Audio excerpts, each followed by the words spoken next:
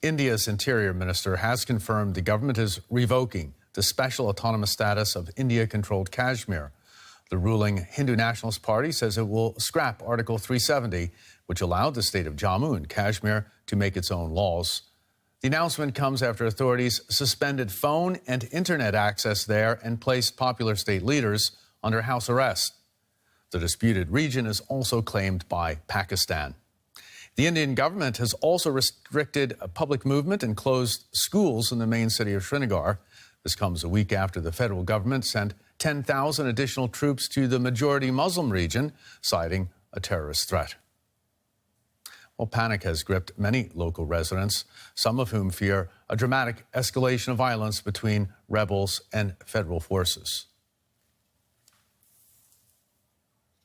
Okay, let's bring in DW's Nimisha Jaiswal, our correspondent in Delhi, for more. Good day, Nimisha. What does removing the special status for Indian-controlled Kashmir mean for the people living there? Well, Brian, the possible consequences of the removal of Article 370 can be drastic and dramatic. There has been quite an outpouring of reactions coming in, but unfortunately, we are not hearing from the people of Kashmir directly because of the fact that there's been a complete communications and internet shutdown. But just overall, I will have to take you back to a bit of a quick history lesson in that when India and Pakistan were divided, the free sovereign states were given the option to either remain free, join India, join Pakistan. Now, this is the root of the conflict between India and Pakistan over Kashmir. Both states claim that the state of Jammu and Kashmir belongs in its entirety to them. Now, this Article 370, which has been scrapped, the special law that has been scrapped, basically allowed certain freedoms to the people of Kashmir. It allowed a separation between the Indian state, and the Indian state could weigh in on communication, external affairs, and defense, but not on other matters as much. But now, they're not only scrapping this article, they're changing the status of the state within the country as well, so that even the leaders, the local leaders of the state, will have lesser powers, much lesser powers, not just as compared to before, but as compared to other local leaders of states across the country. Okay, this change of status means a lot for Pakistan. Have we heard anything from the Pakistani government about this? Well, so far there hasn't been a statement by the Pakistani government, but of course this is a developing news situation and this could come out at any moment. Now, but the people of Kashmir who have been able to respond, we have been hearing reports from the morning that state leaders have been in lockdown. And one interesting reaction from one prominent state leader, Mehbooba Mufti, who was the local chief minister last year, has been that this is going to have catastrophic consequences across the subcontinent. She has even gone as far as to say that the decision to join India there's a pushback, there's a backlash because they made the wrong decision back when there was the time to make the decision. And she's saying that the people of Kashmir and their autonomy has strongly been clamped down. Pakistan will, of course, possibly agree with this sentiment because this has been another contention coming in from Pakistan that India has not allowed for the people of Kashmir to have enough of a say. And this scrapping of the article would potentially provide more fuel for Pakistan to make similar claims. Nimisha. Condemnation and support has followed India's surprise move to revoke special status for the disputed region of Kashmir under its control. India on Monday did away with a constitutional provision that allowed Indian-controlled Kashmir to frame a majority of its own laws. Neighbouring Pakistan has called the move illegal, and there have been anti-India protests across the country. A joint sitting of both houses of parliament was also convened to discuss the situation arising out of the move. The issue figured in India's lower house of parliament on Tuesday as well. But a day after India's Home Minister Amit Shah announced the move, his statement has generated a storm of responses. The presidential order on Article 370 by the Modi government is basically a constitutional coup. This is an attack on the constitution. India cannot decide anything without Pakistan being on board, along with the Kashmiris. So, Pakistan will do everything within its command to ensure that this wrong is corrected. Kashmir is under curfew. 3 former chief ministers and other party leaders are all under house arrest. And across the state, the atmosphere resembles a warlike situation. जैसे वार situation है If India dares to try any mischief in Azad Kashmir, every man, woman and child will stand up with Pakistan's armed forces. So, God willing, we'll make a cemetery for the Indian soldiers inside Kashmir. In India, however, there have been celebrations in many parts of the country. Supporters of the Hindu nationalist BJP government of Prime Minister Narendra Modi rejoiced after the move was announced. Many have called it the day of, quote, actual independence for India, in reference to Indian constitutional law now being fully valid in the disputed territory. Supporters have also taken to social media, including the Indian Prime Minister Narendra Modi. He praised his Home Minister's speech in Parliament, tweeting that it accurately highlighted the monumental injustices of the past and coherently presented our vision for the sisters and brothers of Jammu and Kashmir. And this from former Indian Army Major Gaurav Arya, responding to claims that scrapping Article 370 had grave implications to national security. For 72 years, tens of thousands have died in Kashmir and fought 3 wars. What can be graver than this? And amid the massive security crackdown in Kashmir, Bollywood actor Anupam Kher came out with this controversial tweet: Kashmir solution has begun. And joining me now is Haris Khaliq. He's Secretary General of the Human Rights Commission of Pakistan. Mr. Khaliq, thank you so much for making the time. What is your reaction to the move of the Indian government? Thank you very much. I think it has created a lot of unrest in Pakistan as well, and there's a kind of a broad consensus between the peacemongers, the peaceniks, and people who have been more hawkish in the past. There's a broad consensus among all of them that this surprise move, I mean, it is a surprise move to an extent, although it was being prepared by Mr. Modi's government for quite some time. I mean, they were working in that direction, but it is a bit of a surprise move, and it is being condemned, and the revocation of Article 370 and the subsequent 35A, it's being seen as something that is going to unsettle the region and bring more suffering on the citizens of Kashmir on both sides of the border, because people living on across the line of control, if there is a conflict, if there is more violent protests, right, it is all going to, I mean, people are going to suffer. Now, the Human Rights Commission of Pakistan tweeted earlier, the Human Rights Commission of Pakistan, of which you are the Secretary General, tweeted earlier that it was a breach of trust. Why is it a breach of trust? You see, the thing is that I don't know if the Human Rights Commission of Pakistan came out with a statement yesterday which is very clear about the revocation and escalation of tensions between the two countries, because we are concerned with the violations of human rights in Pakistan particularly. That is a part of our mandate, but there's a fallout of something that happens in Kashmir, so automatically we get dragged into commenting on what India does in Kashmir also. But it is there are things which have to be settled within the constitutional and bilateral agreements that we have made and the constitutional framework of India as well. So I think there is a problem which your opposition, the opposition, not your opposition, the Indian opposition, is actually is also raising.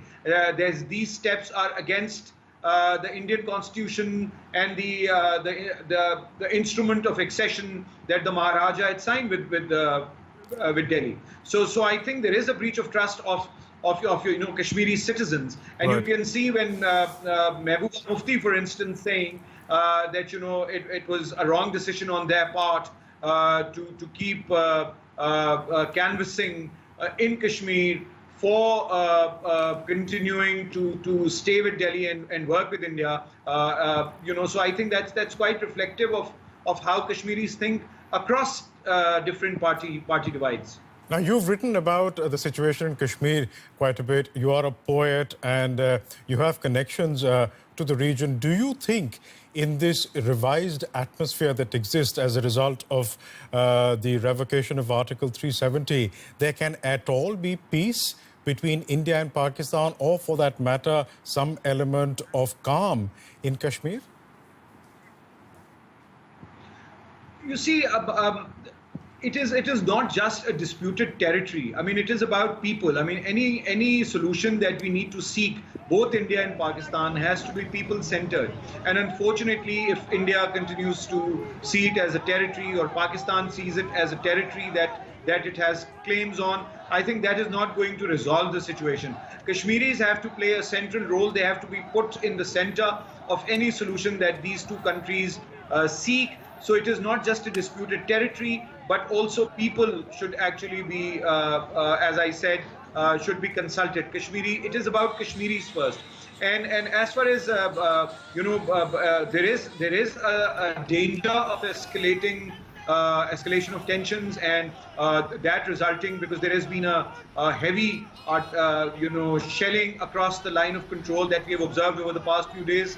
Right. And that can escalate anytime. So it is actually undermining the rights of the Kashmiri citizens when you turn it into an issue on a piece of land between two countries. Right, Haris Khalik, we'll have to leave it there for the time being, but I'm sure we'll be speaking again very soon. Thank you so much for your time. Thank you.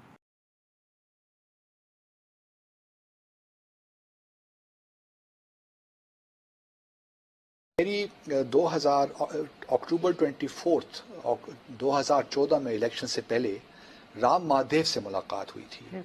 मैंने request की थी मुलाकात के लिए, और ये RSS के बड़े कट्टर वो थे, और जब बीजेपी की फतह हुई तो उनको फिर इन्होंने बीजेपी का जनरल सेक्रेटरी बना दिया।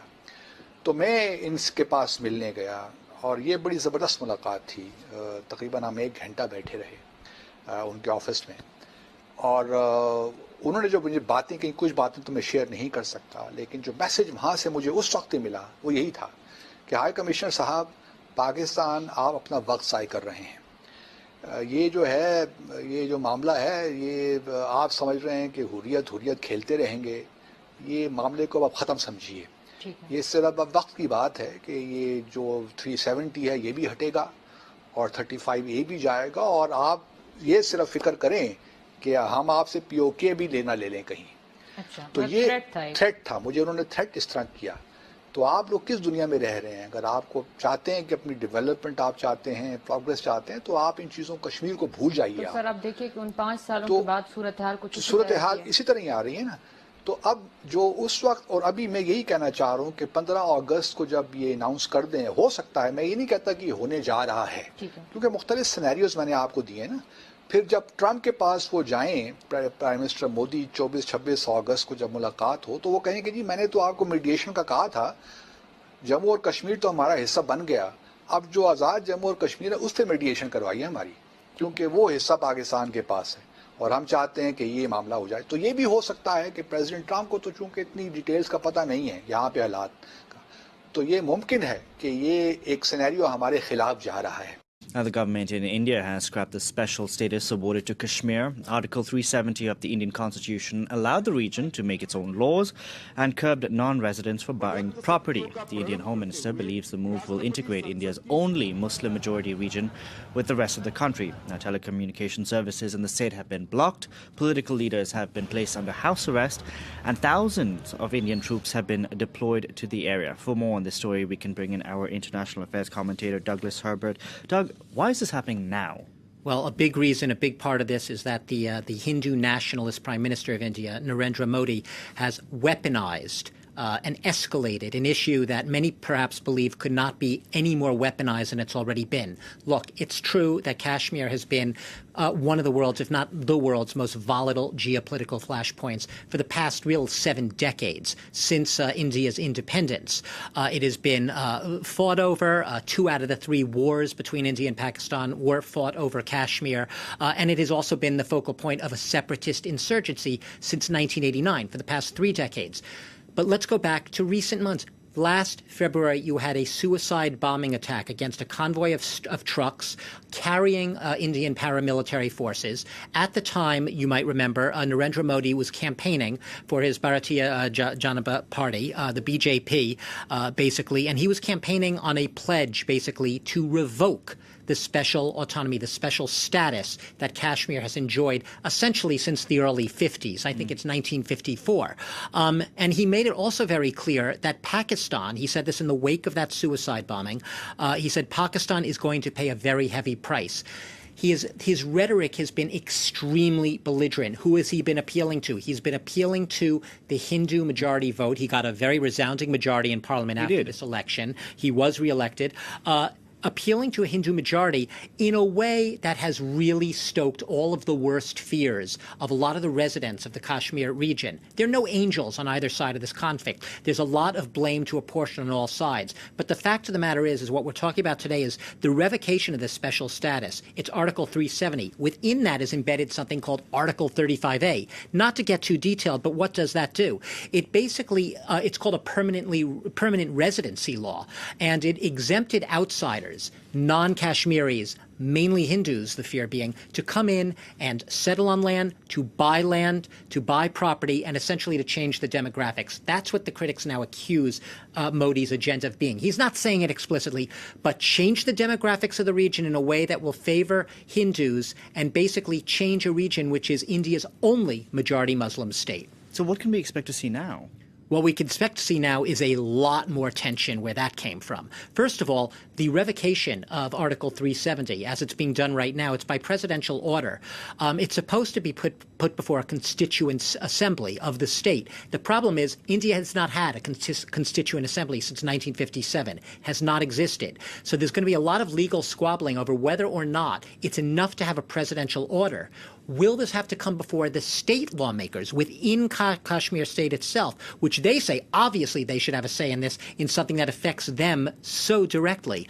At the end of the day right now, you're going to have already simmering tensions, is putting it mildly. You already have very simmering tensions among a new generation of Kashmiris who feel absolutely victimized, stigmatized, at times terrorized by tens, if not hundreds of thousands of Indian police who've streamed in and been deployed in this Indian-administered region of Kashmir. It's only going to get worse from there. They feel right now that the Indian state is doing this in flouting all legality and without consulting with the people of Kashmir themselves. So when I say watch this space, I'm not saying it to be pessimist, but right now, from where things stand, along this path, it's not going to help matters any in Kashmir. And I see it getting a lot trickier and a lot of challenges, maybe right to the Supreme Court. Now we'll see what happens once Kashmiris start to react, once internet services and stuff get restored. Doug, thank you very much for that. Douglas Herbert there.